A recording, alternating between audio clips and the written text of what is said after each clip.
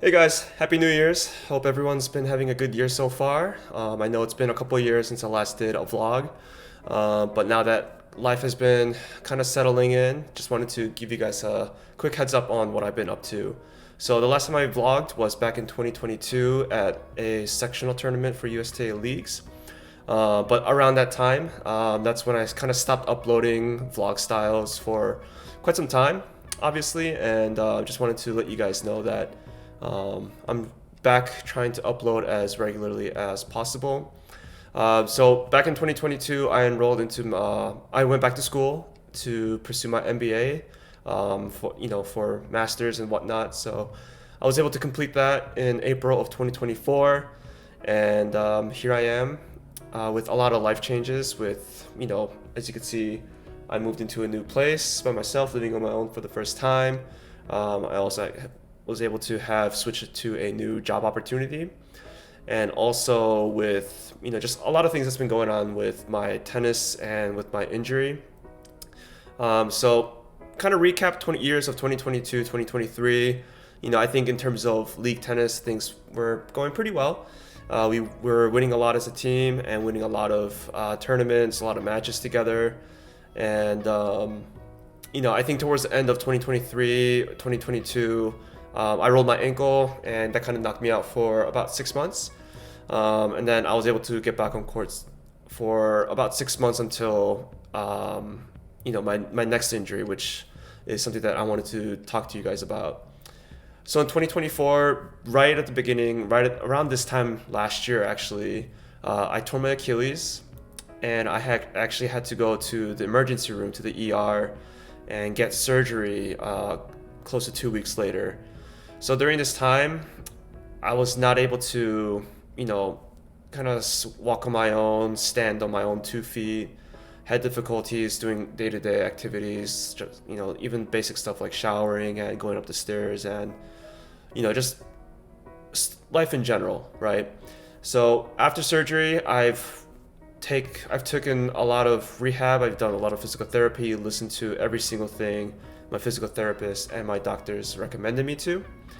And it wasn't until I think towards the end of summer, early fall, so like around August, September, maybe October-ish, where I was able to, be recovered well enough to stand back on court and start hitting some balls again. I've now uploaded a couple videos since my recovery. Actually, I think I've most recently uploaded, post-op 289 days. I'm able to play tennis again in a competitive setting, right? My good friend Brian and I and Igor and all the other friends that I've practiced with, I was able to play practice matches, which is a very positive step towards back to the place where I wanted to play at, right? So for me, being able to get back on court alone was a joy for me. And now that I'm able to kind of compete again, kind of start traveling, start playing tournaments and matches, I just kind of had a thought about how I wanted to maybe use this YouTube channel, or maybe use my video editing to the next level, make it more interesting. I know it's been kind of low effort, but this year I do hope and I do plan on making, a little higher quality videos, at least that to show you guys that I'm trying. But yeah, just wanted to catch you guys up on Achilles injury. I think there's a couple factors where I personally think that might have caused this and that could have prevented this. But first and foremost, I think my fitness with, gaining a little bit of weight, because I wasn't traveling for tournaments, playing singles matches as often as possible, as often as I like, because I was busy focusing on school and paying off tuition with that.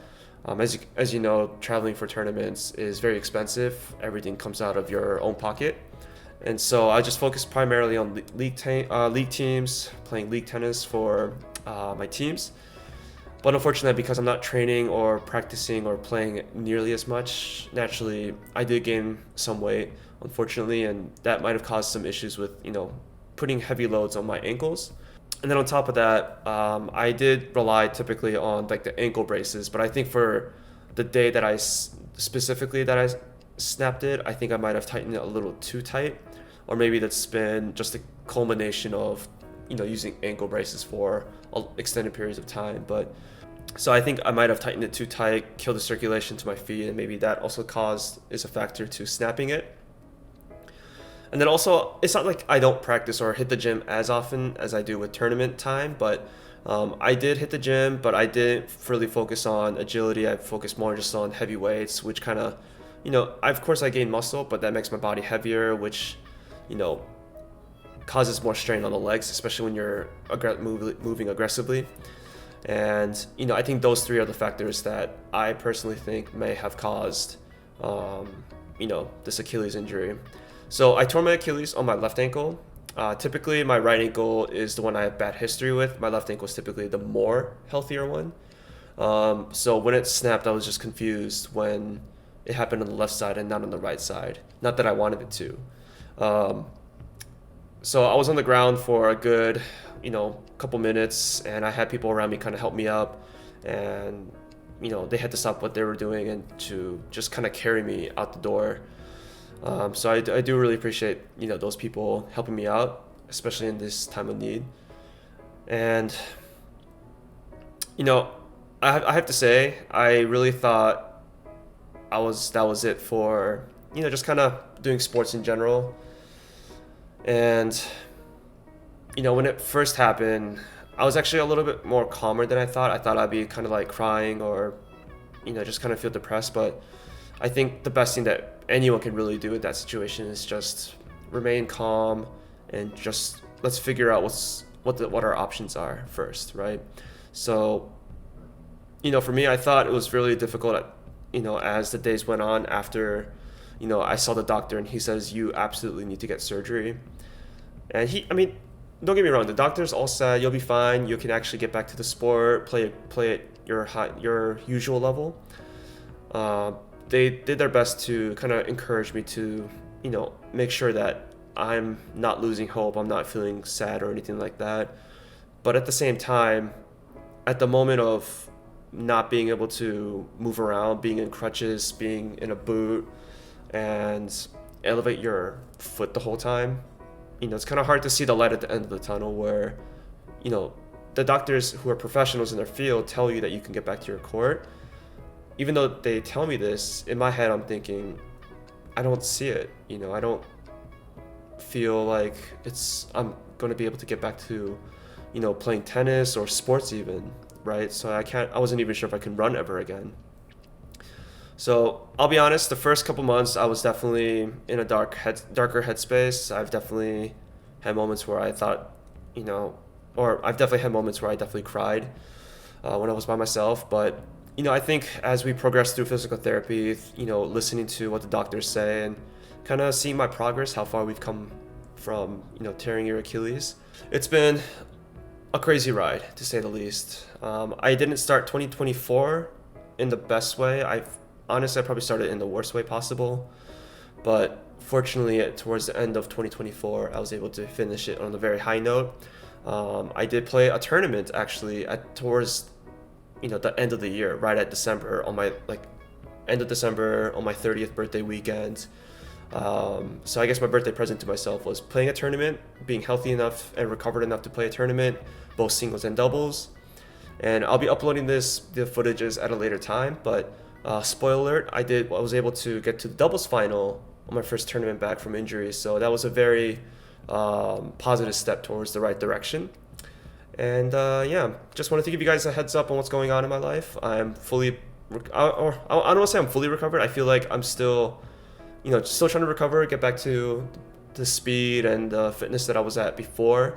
I want to say I'm like around 85 to 90% recovered. But I think it's just a matter of having that fear at the back of your mind of not trying to be moving as aggressively. I still have that fear.